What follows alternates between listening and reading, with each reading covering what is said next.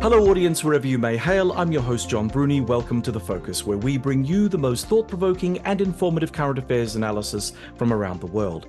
Each episode we invite top experts and analysts to share their insights on the most pressing issues of our time. From international relations and global economics to philosophy and science, no topic is off limits.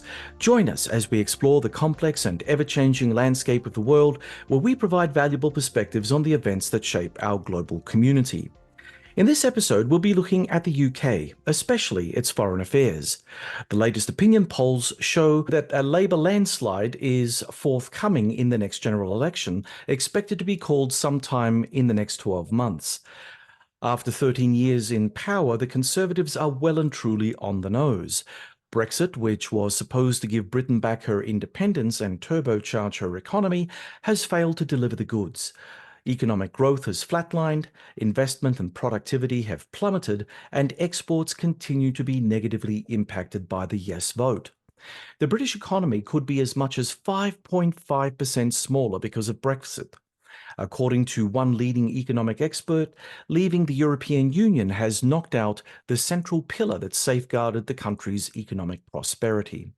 The situation hasn't been helped by nearly a decade and a half of government-imposed neoliberal austerity, which has seen poverty and homeless rates skyrocket.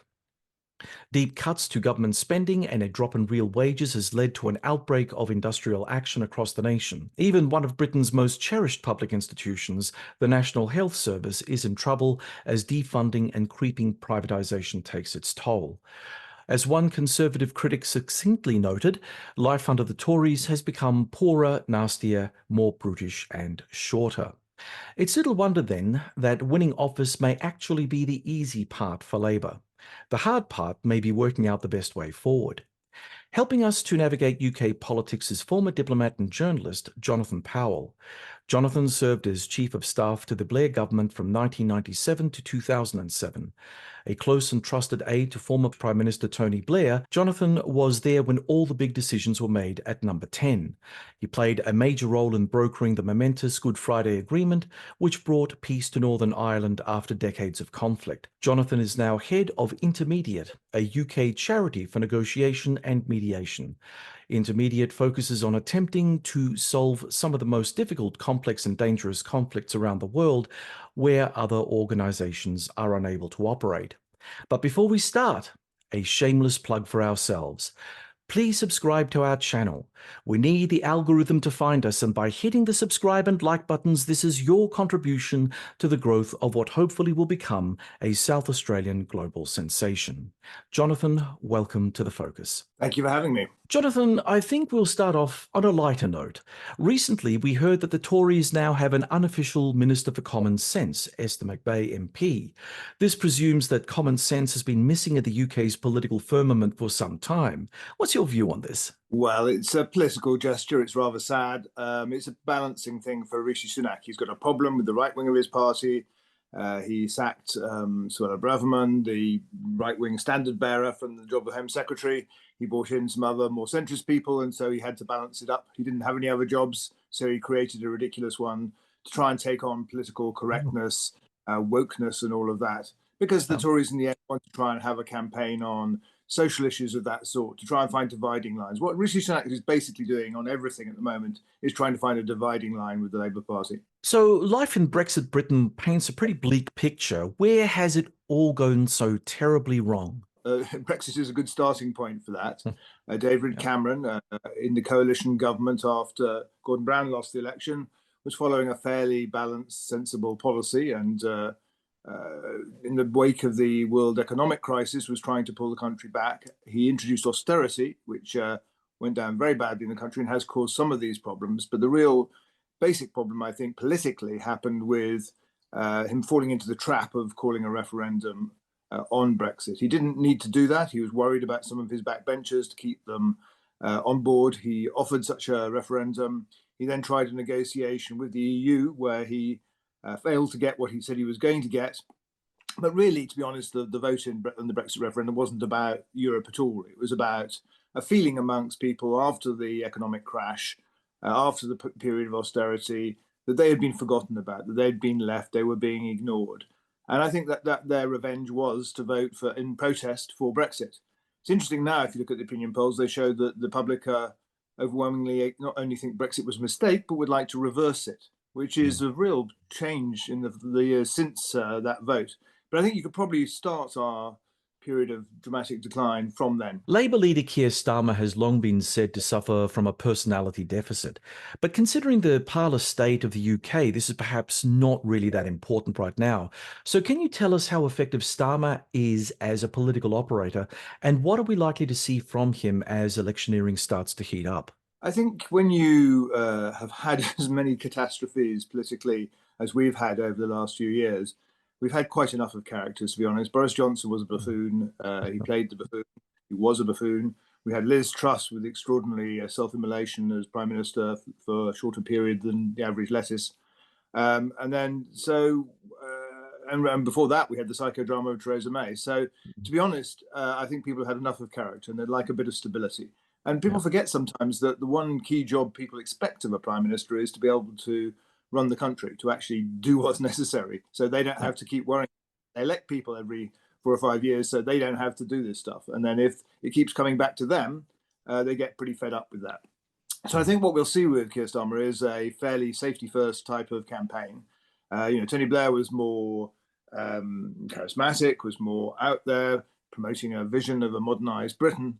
I think in this case, this is a different sort of election. I think Keir Starmer will be stressing that he will be very reliable, safe with the economy. He's not going to be doing anything dramatic that will disturb things in the way Liz Truss did, but promising changes on public services and the other things that people really like to see. So I think we'll see a fairly cautious election campaign, one that's trying to build a fairly wide coalition, including the so-called Red Wall in the north of the country, which Labour lost under Corbyn to the Tories, but also to make inroads in some of the more prosperous areas in the south and the east. Jonathan, many on the left and right of politics have argued that neoliberal economics is not the way to progress forward, stating that the only thing that it's really done is to increase social inequity and inequality. So does Labour have a plan to correct this, or are we only likely to hear about a potential softening of neoliberalism without actually changing this political economic model? It depends a bit on what one means by neoliberalism, but I think that actually the greater spread of free trade around the world actually has led to a massive escape for people from poverty around the world. Now, what of course it's meant is those in industries that are being overtaken lose out. And what we failed to do as a country and more globally is to help those who do lose out, to get them retrained, to get them educated, to give them a cushion in the period while they have to adjust. And we're going to face a whole lot more of that with AI. As AI comes in, truck drivers, legal secretaries, and so on are going to be really suffering. And if we look back at the Industrial Revolution, the interesting thing about that was what the sort of liberal rulers of Britain in the 19th century did was let it rip. And that was good after 2 generations for the country because we grew massively, but was terrible in those 2 generations for the people who worked on cotton mills or had been craftsmen who lost their jobs and were thrown into abject poverty. There was no cushion. And I think we need to learn that lesson. There will be massive change coming to us in this new AI revolution and automation, and we're not ready for it. And I think sort of, in a way, the question of neoliberalism and looking back at that is yesterday's news. I do worry a bit about the protectionism in a disguised form that's being introduced by, for example, President Biden. When you introduce some of these bits of legislation to try and repatriate manufacturing, you're trying to sort of almost work against the laws of gravity, because in the end, a country like Britain is not going to make its fortune by going back to being an industrial power again. Its strength lies in services. And what we should be doing is trying to strengthen services and make sure those who are losing out by losing their jobs are properly catered for. And we do quite a bad job at both things. I'm going to raise another topic of controversy. In terms of politics, you know, Britain today is no longer the Britain of the Industrial Revolution because when the major demographic and population shifts were taking place, it was generally, not exclusively, but generally about people from the countryside moving into the city and getting used to an industrial way of life. Today, we're looking at a native population that is aging very rapidly. We're looking at much larger cohorts of immigrants who are coming in because obviously, if the native population are not breeding up, then of course, where are you going to get your young people from? And the cheap and cheerful importation of young people from further afield is what Britain is doing. But you have to say that Britain's experimentation with multiculturalism hasn't been particularly smooth.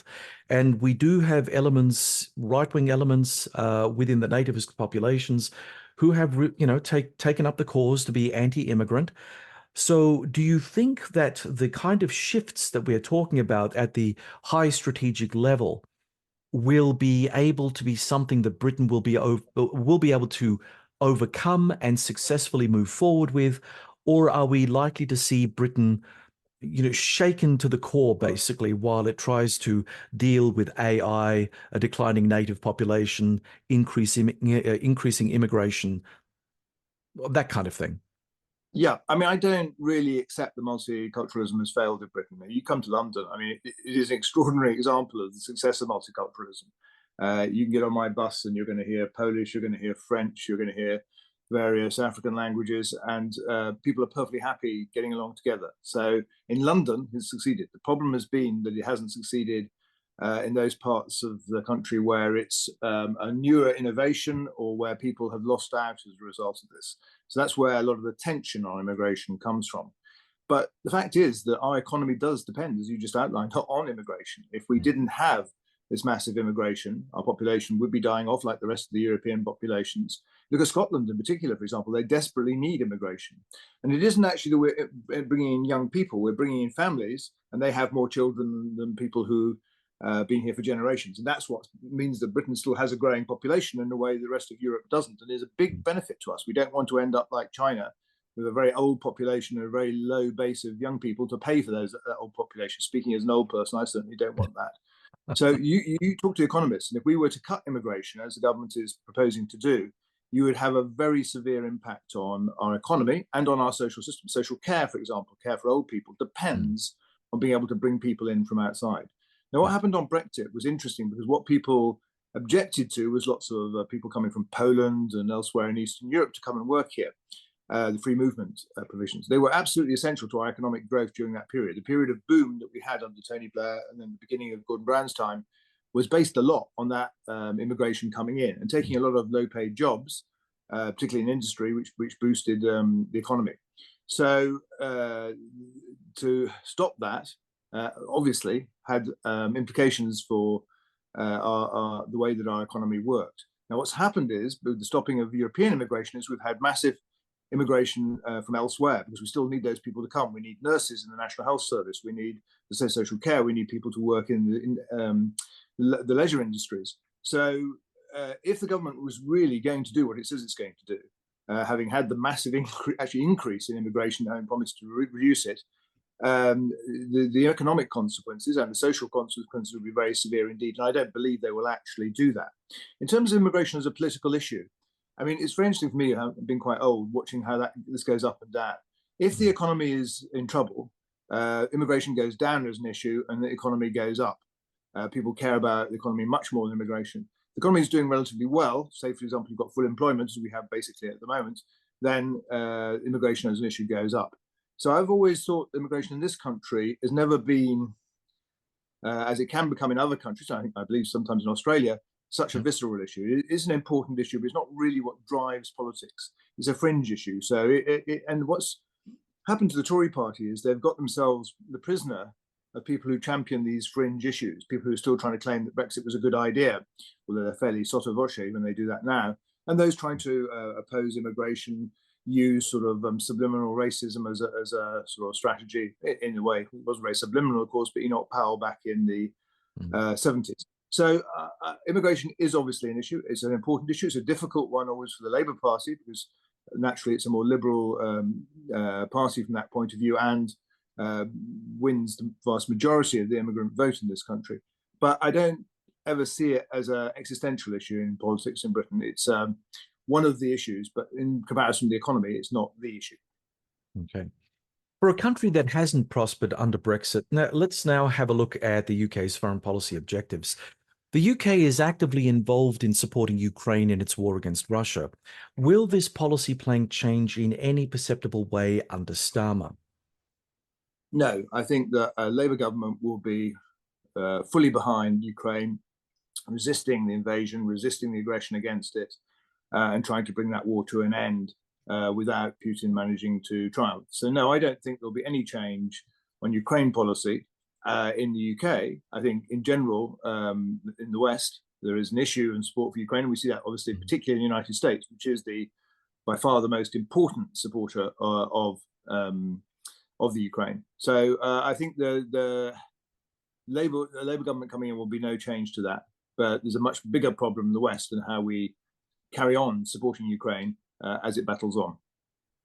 There is a problem with this, and of course, you've just mentioned it. You know, the US is the biggest donor of military equipment and support to Ukraine thus far, and if things were to change for the worse next year with the possible re-election of Donald Trump, we might be looking at the United States going AWOL in terms of its overall strategic foreign policy positions. This is going to have an effect on places like London and Canberra and Berlin and Rome. You know, especially among the continentals, there is this wavering uncertainty as to whether or not they ought to continue or whether they should use back channels to reach back out into the Russian space to see if there's any sort of form of negotiated settlement.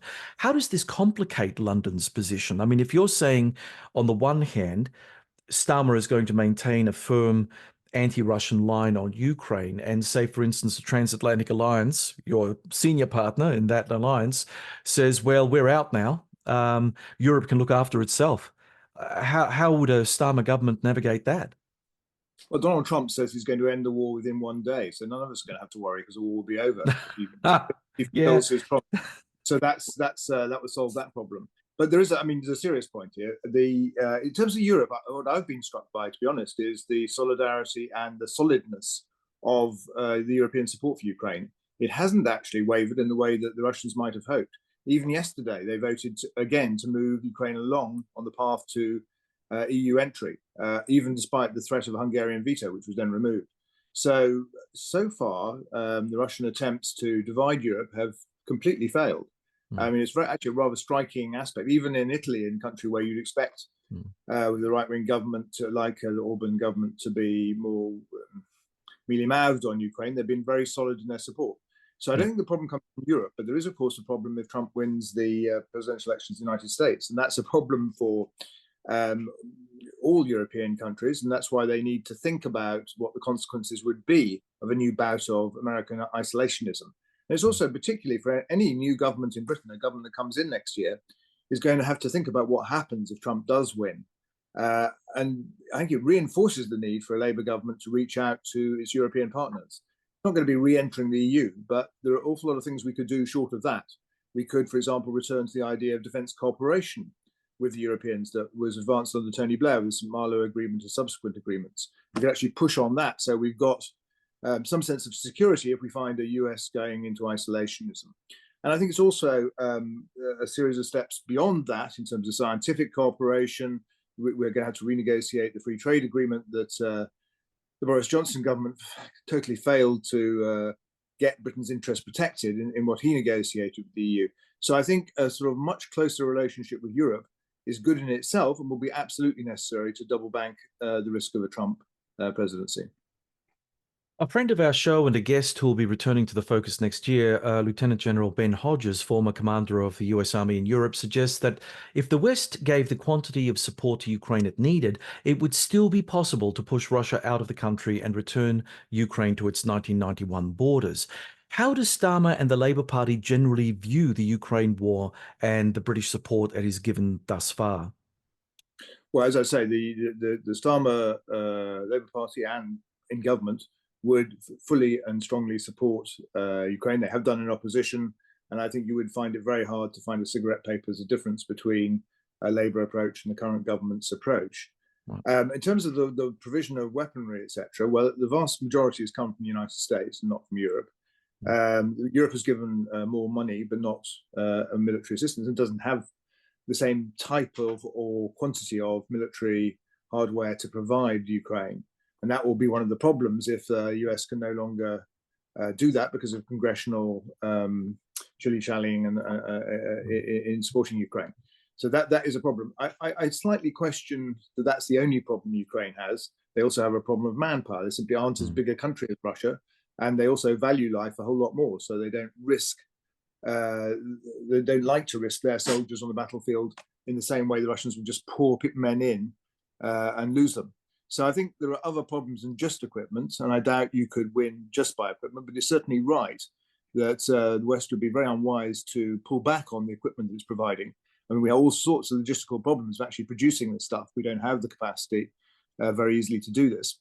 And Russia has changed its whole economy into just a defense industry economy. That's all they do now is make shells and equipment. And we don't do that. So that's going to be a difficulty if this war drags on for more years. Jonathan, you've met with Russian President Vladimir Putin in the course of your work in government. What are your thoughts on him? Do you think he would be satisfied if a ceasefire were adopted guaranteeing him ownership of 19% of Ukraine? Or do you see him now as a perpetual enemy of the West and a thorn in the side of European security? Well, Putin has said yesterday that his war aims have not changed. That's obviously not true, because his war aims initially were to take the whole of Ukraine, and he isn't aiming to do that anymore. So I think Putin actually can sell almost any outcome from the war in Ukraine to his people because he controls the media. Absolutely, he'll have no difficulty. He'll have no difficulty getting elected in elections next year. So he doesn't really have a political problem. So he has to just decide how long it's worth continuing this war, because it is, although Moscow, the city, and St. Petersburg are not feeling the outcome of this war, the rest of Russia certainly is. And at some stage, that's going to get to be too difficult. So I would be surprised if he doesn't want to find a way of ending the war, because he'll want to end it on his terms if he possibly can. And that's what he'll be striving to do. I think that the difficult question is the second one you put. And I wrote about this with David Manning in the Financial Times a while back. You know, after the Second World War, there was the famous long telegram from Moscow that set out the rules of containment, which essentially we followed more or less for the 40 or 50 years after that, under successive governments in the United States and elsewhere. And that idea of George Kennan of how you handled Russia in those circumstances, not using military force, successfully not using military force against them, but finding other ways to constrain their global ambitions. And we're going to have to face up to that once this war is over, or if the war carries on. How do we deal with Russia? How do we deal with Putin if he stays in power? Are we going to really sort of dislocate the international system by keeping Russia out? You know, if Putin can't come to any of our countries because he'll be arrested for war crimes, how do we maintain a relationship with Russia in those circumstances? So we do face some very difficult challenges that we're not really facing up to at the moment. We're not really thinking about them because we're so focused on the war, understandably. But there is, in the next year or so, we're going to have to face up to that. If the war ends or if the war goes on, how do we contain Russia? Russia isn't the threat that it was after the Second World War. It's a declining power, not a rising power. But it's a very heavily armed and very aggressive declining power. And sometimes those can be almost more dangerous than rising powers. Yeah. I'm John Bruni, and you're listening to Sage International's The Focus podcast. And from the UK, we're speaking with CEO of British charity Intermediate and former Chief of Staff to the Blair government, Jonathan Powell. Jonathan, the Israeli war on Hamas has certainly become a political hot potato around the world, with many pro-Palestinian people, Arab and non-Arab alike, making their views felt about Israeli Prime Minister Benjamin Netanyahu, Israel, and the Jewish people generally. Prime Minister Sunak has maintained that Britain is squarely behind Israel. With British Labour being more disposed towards the Palestinian cause, are we likely to see a change in the UK's position under a Starmer government? If not, will this alienate many on Labour's left who have been critical of Sunak's unequivocal support for Netanyahu's war on Gaza, many suggesting that the IDF's response to the 7th of October attack was overkill? I don't see a great division between the parties on this, actually, or at least between the leaders of the two parties. The position that Keir Starmer's taken is fairly similar to the position Rishi Sunak has taken. There's almost bipartisanship on this. But what is different is actually the dynamic nature of what Western governments are doing on this. And Biden's the most obvious example, where he started off with a very strong support for Israel in what it was doing, a sort of hug them close type of strategy. And he's increased his criticism as the damage to civilians in Gaza has spun completely out of control. And so in recent days, you have seen, including today, yesterday, he said some really quite important things, putting pressure on Israel to change its position. He sent out his national security advisor, Jake Sullivan, to Jerusalem to talk to them and to try and persuade them to save civilian lives. So I think what you're going to see, whichever government you have, Britain, Labour or Conservatives, following slightly different from the US, but rather different from, well, actually, and closer perhaps to European governments' lines on this, that they will be saying that, yes, of course, Israel has the right to defend itself from terrorist attacks and to go after those who carried them out, but not at the expense of huge losses of civilian life. And I think that will become more and more clear if the Israelis try and keep this campaign going indefinitely. And that's really the point of tension at the moment, is when should this campaign end? Today, Biden's saying within a couple of weeks, and the Israelis are saying months and months. And that I think you'll find, again, not much difference between a Conservative government and a Labour government. In 2014, you wrote a book, Talking to Terrorists: How to End Armed Conflicts. Considering your own role in the Good Friday Accords that brought an end to terrorism in Northern Ireland, what would you suggest would be the best way forward to bring an end to the war in Gaza and lasting peace between Israel and the Palestinians? There's something that happens when you have a horrible terrorist attack. Now, of course, in Northern Ireland, the attacks we had were nothing like the scale of the attack in Israel. The equivalent scale of that sort of attack we never had to face. But even in our country and in France and elsewhere where you have these terrorist attacks, and of course after 9/11, people spin into the 5 stages of grief. They get anger, grief, despair, and finally they tend to come back over time to thinking rationally about how you actually going to do this. So first off, what you want is revenge. You want to get back at those who've done things to you, and that's totally understandable. But what we've seen historically is that generally that doesn't work if you want to end the problem. And people start thinking again about how can you actually bring this to a conclusion. And I think one thing that this whole horror has shown is that there isn't a security solution for the problem between Israel and Palestine. 75 years that's been tried. Can you just sort of sit on the Palestinians and keep them quiet?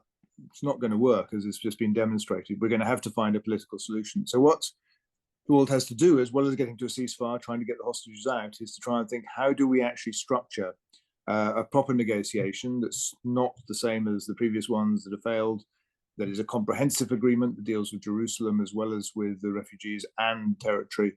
How can you actually do that? And at the moment, it all sounds like pie in the sky, and people are sort of impossible. But history tells us that it can be possible. In Northern Ireland, we had 3 previous attempts at a peace agreement. In 73, Sunningdale Agreement. In 85, the Anglo-Irish Agreement. In 93, the Downing Street Declaration. They all failed. But the Good Friday Agreement didn't come from nowhere. It was built on those failures. In fact, Seamus Mallon, the SDLP Catholic leader at the time, called it Sunningdale for slow learners, because it had the same elements in it as Sunningdale in 73, but we'd been through 30 more years of killing before we got to the final agreement.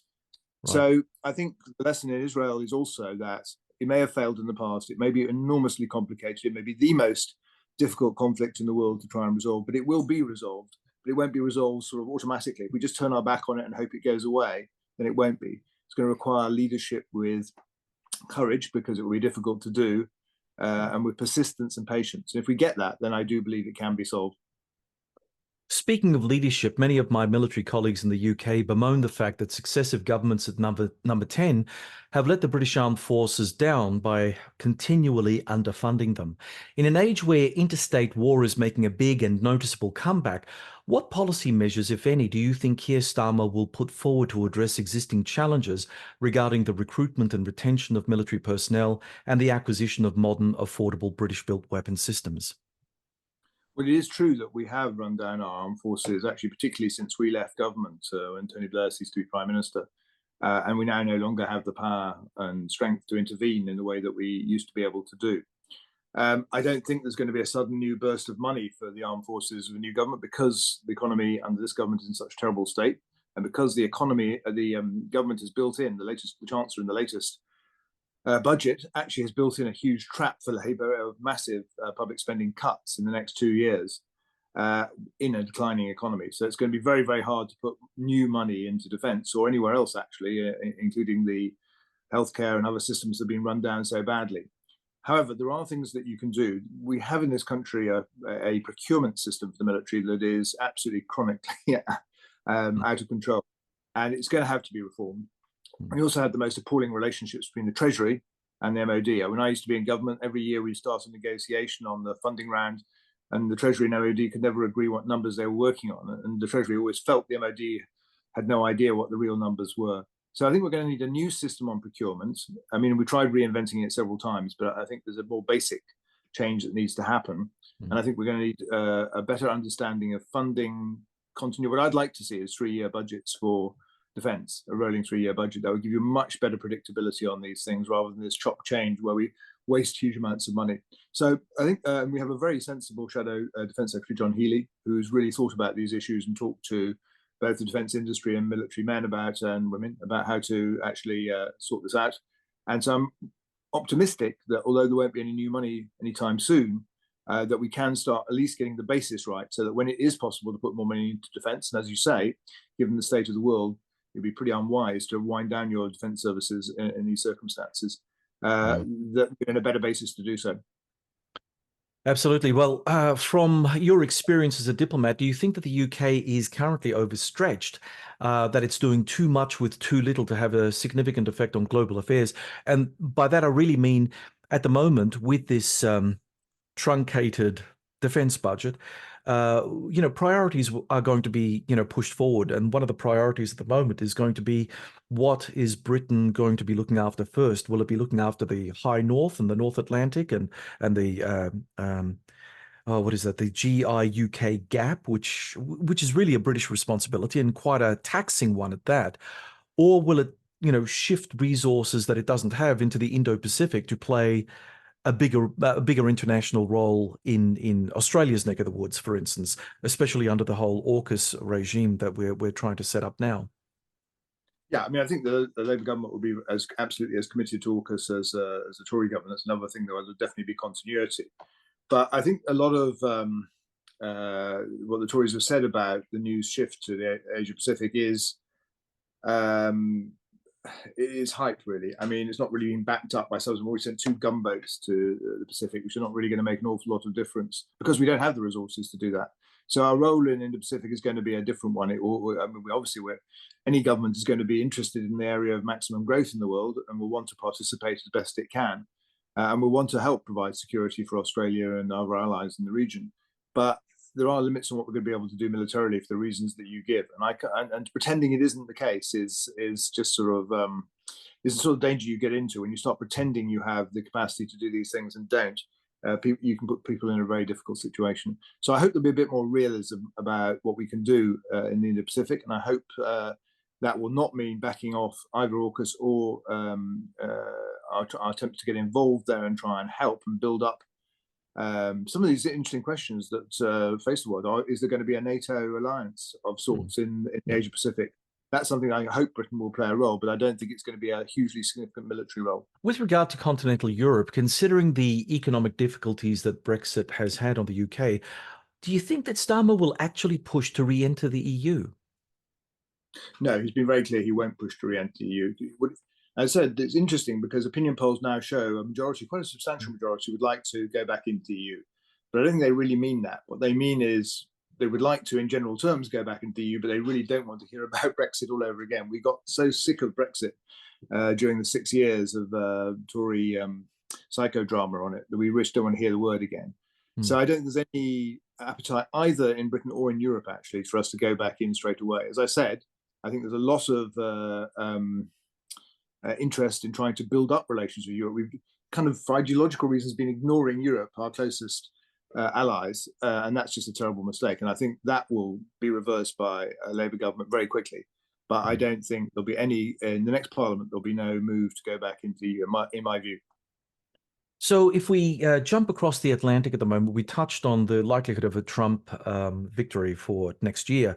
But I mean, more generally, can you describe what your views are with regard to transatlantic relations, but particularly between the UK and the US? Well, I've always been a strong proponent of transatlantic relations all my life, actually. I'm hoping that we can actually rebuild them a bit, because we have lost out for two reasons. One, sort of structural, because of Brexit, because Britain was of greater interest to the EU while we were in, of greater interest to the US while we were in the EU, because we could be influential in the arguments inside the EU on things like regulation, for example. If we're going to talk about AI regulation, if the UK does it by itself, that's going to be irrelevant. If we're in the EU doing it, then it's going to have an impact. So that has undermined us in terms of relations with the United States. And that perennial question of Kissinger's is what the telephone number for Europe. It's no longer the UK, it's Germany or it's France, but it's not us. So that is a structural problem that we've got. Second problem is a political one. That first we had Trump, who was an isolationist. That made it difficult for any government, but particularly for the Tory governments. And then with Biden, where there really is a croix d'oeuvre between Washington and London on many issues, Northern Ireland not least, that have made that difficult to make that relationship warm. Now, the interesting thing about the transatlantic relationship is it's underpinned by so many structural elements like the intelligence cooperation, defense cooperation. It carries on regardless of the problems in leadership. But at its best, Thatcher and Reagan, Tony Blair and Bill Clinton, that political leadership adds to the infrastructure underneath. And that has been sadly lacking. So I think a Labour government will certainly try, depending on who's president in the United States, to rebuild that political relationship and try and have a warm leaders relationship to match what happens underneath, and see if we can rebuild our strength and play a role between the US and Europe in the way that we used to. It won't be the same because we won't be in the EU, but we can still play a role on China, for example. What will Britain's position on China be? Will it be the same as the US, the same as the EU, something in between? I think that will be an interesting thing to watch with the new government. Here in Australia, our national security elite are busying themselves with laying the groundwork for AUKUS, the 2021 agreement inked between Australia, the US, and the UK to develop a new trilateral security compact. Most in Australia believe that AUKUS is all about buying nuclear-powered submarines, but of course, the agreement is far more comprehensive, calling for closer cooperation on all sorts of issues, from defence industry, cyber, space, and intelligence matters. There have been some disquieting noises coming out of Washington regarding America's own submarine building schedule, suggesting its shipyards may not have enough skilled personnel to add the 3 to 5 Virginia-class boats ordered for the Royal Australian Navy. In the end, though, assuming that we get past phase one of the initial submarine purchase from the Americans, in the long term, Australia, the US, and the UK will be building the AUKUS-class submarine, a totally new build. How do you think the UK shipyards will accommodate this new class of boat? Well, I can safely say that's a question I have no capacity to answer, knowing nothing about shipbuilding or where shipyards stand on these things. But I jolly well hope they can pull their finger out and get it done, because it's essential labor. Yep, I agree with that. Okay, so foreign policy, of course, Jonathan, is not just about traditional statecraft. These days, it's also about a country being able to meet its international clean energy obligations. In what way has the Sunak government failed to meet the UK's obligations, and how would a Starmer government be any different? Well, as a country, we've actually done rather well in trying to fulfil our commitments based on what we did in government and what David Cameron in his early years and the coalition government did. So we're actually ahead of where other people are on this. But again, as I mentioned at the beginning, what Sunak is looking for is dividing lines. And in one particular by-election outside London, Boris Johnson's old seat, they managed to hang on to it, the only one they have managed to hang on to, by exploiting a new clean air measure, the ULEZ requirements about cars, old cars with high pollutants. And they won that election, they think, and actually probably did, on that issue, because it was just being introduced the week that the election happened. And they've turned that into the belief that they could be the champion of the car, and that Labour, being so green, is going to lose votes. I have to say that has not been reflected in the opinion polls. They've sort of catastrophically lost the young vote by being anti-green, and they haven't gained any other voters. No one actually really believes that they are going to be for the car, and we're not hearing so much from them on that. But they have pulled back on some of our green measures where we were very much in advance. I think a Labour government will definitely be, part of our coalition is support of those who care about environmental issues, including in some of the prosperous southeast England seats. So I think you'll see a Labour government set out by Ed Miliband in this. Obviously, there isn't that much money because of what the Tories have done to the economy to spend on those things. But in terms of priorities, the green issues will be right up the front in a new Labour government. Okay, so finally, what is your bet that the Starmer Labour government can put the cool back into Britannia? And what are your thoughts about how the Tories will find their time in opposition? I mean, do you think that the Tories are going to be out for about a generation? I mean, they've had their time, and their time has been scandal prone, and I can't see from what I notice on the front bench where the new talent is going to arise from. I mean, I might be being very unfair to them, but what are your thoughts? Well, I'm fairly superstitious, so I wouldn't even count the next election in the bag yet. There's still a year to go. All sorts of things can happen, and you can't be sure that Labour's going to win. But I sincerely hope they're going to win. If Labour wins, it's going to depend a lot on what they do, because people may bring you in because they don't like the last lot, but they forget about that quite quickly. So you have to prove what you can do. So then it will depend on whether a Labour government is able to turn particularly the economy around, which is going to be quite difficult, particularly our chronic problems on productivity and investment. Now, Keir Starmer's committed himself on growth in his 5 missions that he wants to actually bring this about.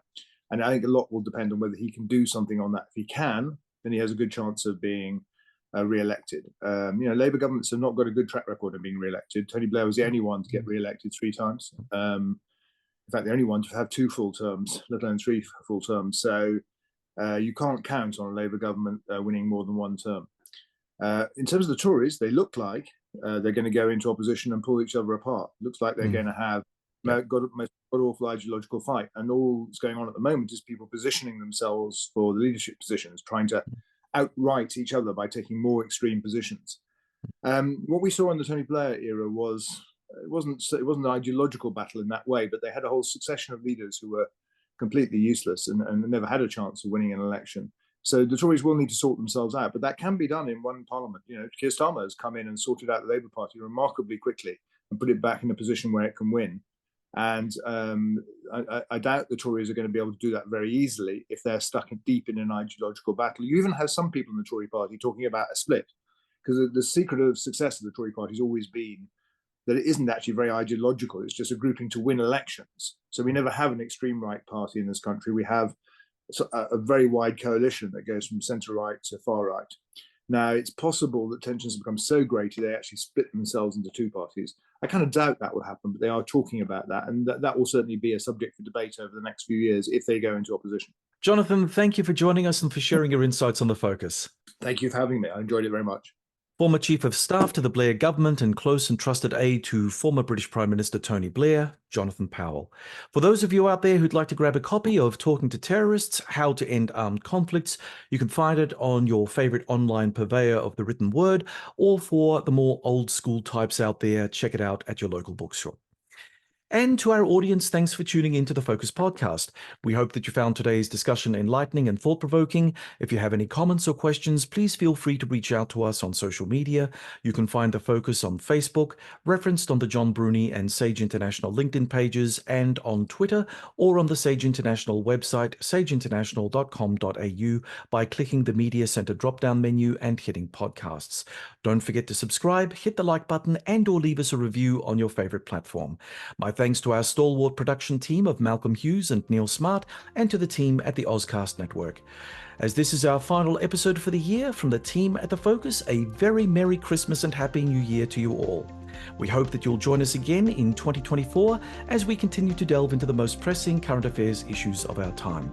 Until then, stay informed and stay engaged. I'm John Bruni, and from Adelaide, South Australia, you've been listening to The Focus.